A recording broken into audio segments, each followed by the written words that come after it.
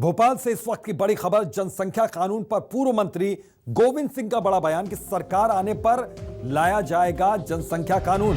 जनसंख्या कानून सबके लिए एक समान हो। हमने कानून बनाया था लेकिन बीजेपी ने बदल दिया। बीजेपी कानून लाएगी तो हम उसका समर्थन करेंगे। तो कांग्रेस सरकार आने पर लाया जाएगा जनसंख्या कानून, यह कहा जा रहा है। तो जनसंख्या कानून सबके लिए एक समान हो।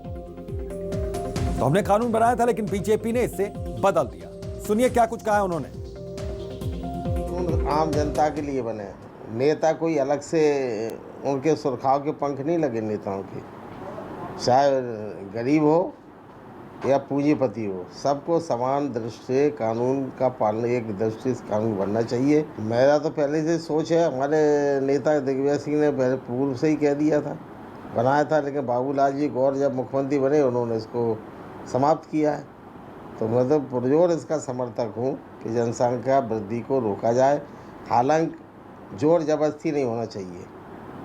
आम आदमी जनमानस इस तरह का वातावरण बनाए सरकार, ताकि लोग स्वेच्छा से इसमें भाग लें और कम बच्चे पैदा करें। तो हमारे सहयोगी शब्बीर अहमद हमारे साथ इसी खबर पर जुड़ गए हमारे साथ। शब्बीर, कह सकते हैं ये जनसंख्या कानून को लेकर यहां पर सियासत जोरों पर है, क्या कुछ कहा जा रहा है सियासी पार्टियों की ओर से?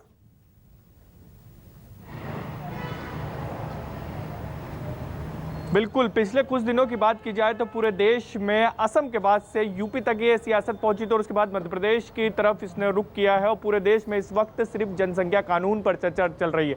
चाहे सत्ता पक्ष हो या विपक्ष हो, तमाम राजनीतिक दल, कुछ को छोड़ दिया जाए तो सभी जनसंख्या कानून के समर्थन में। लेकिन मध्य प्रदेश की बात की जाए तो इस पूरे मामले पर एक और बहस चल रही है। एक और बहस इसलिए चल रही है क्योंकि मध्य प्रदेश में जो है 26 जनवरी 2000 को ही दिग्विजय सिंह की सरकार, जब उस वक्त के तत्कालीन मुख्यमंत्री थे, जब वो एक कानून लेकर आए तो उसमें यह था कि अगर आपको सरकारी नौकरी करनी है तो आपके 2 बच्चे होना चाहिए, और नौकरी के दौरान अगर किसी के 3 बच्चे हो जाते तो उसको नौकरी से बर्खास्त भी कर दिया जाएगा। और कई लोगों को बर्खास्त भी किया गया। इसके साथ साथ इसके अंदर एक पॉइंट और था कि पंचायत चुनाव आपको लड़ना है तो आपके 2 से ज्यादा बच्चे नहीं होना चाहिए, और अगर 2 बच्चे पंचायत का प्रतिनिधित्व निभाते हुए भी अगर आपके 2 बच्चे से ज्यादा हो जाते हैं तो आपकी सदस्यता निरस्त। शब्बीर, आपके पास कांग्रेस से हमारे साथ जेपी धनोटिया जी जुड़े हुए हैं।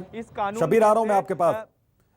जेपी जी, ये जनसंख्या कानून को सिर्फ हम एक सियासी मुद्दे के तौर पर देखें या फिर इस वक्त की ये जरूरत है जनसंख्या कानून और ये लाना बेहद जरूरी है?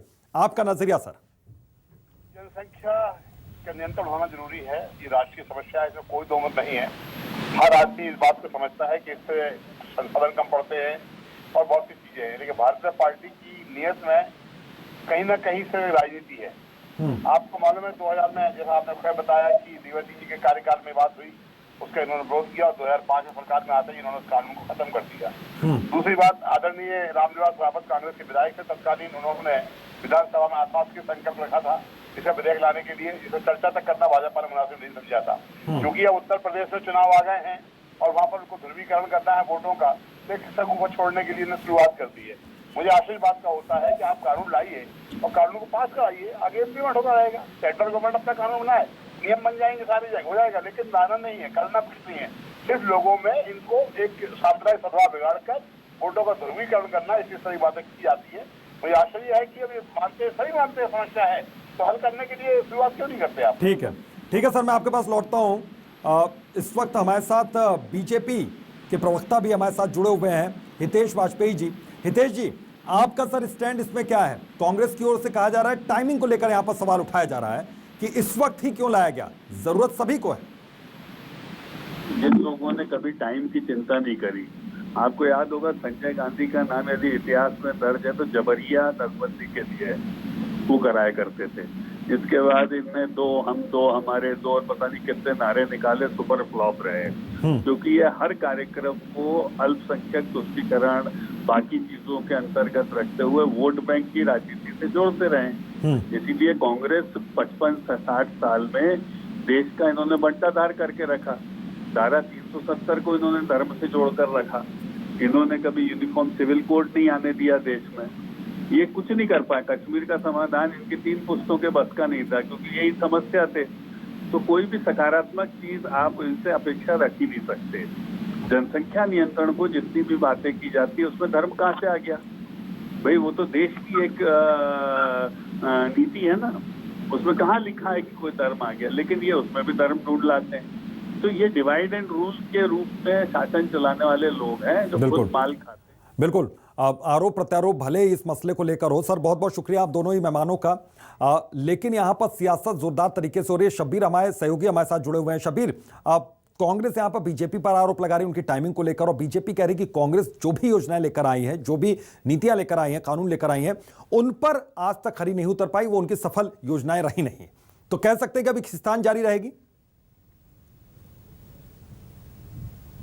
बिल्कुल खींचतान जारी रहेगी, क्योंकि जिस तरीके से बयान आ रहे हैं दोनों तरफ से, वो एक तरीके से ये कह सकते हैं कि सियासी बयान है। कांग्रेस कह रही है कि हम सत्ता में आएंगे 2023 में तो इस कानून को लेकर आएंगे, तो लेकिन सवाल यह है कि 15 महीने पहले तक वही सत्ता में थे, 15 महीने के लिए तब क्यों नहीं लाए। बीजेपी आप कानून लाने की बात कर रही है, तकरीबन 16 साल से मध्य प्रदेश में बीजेपी की सरकार है, तो तब क्यों नहीं कानून लाया जाए।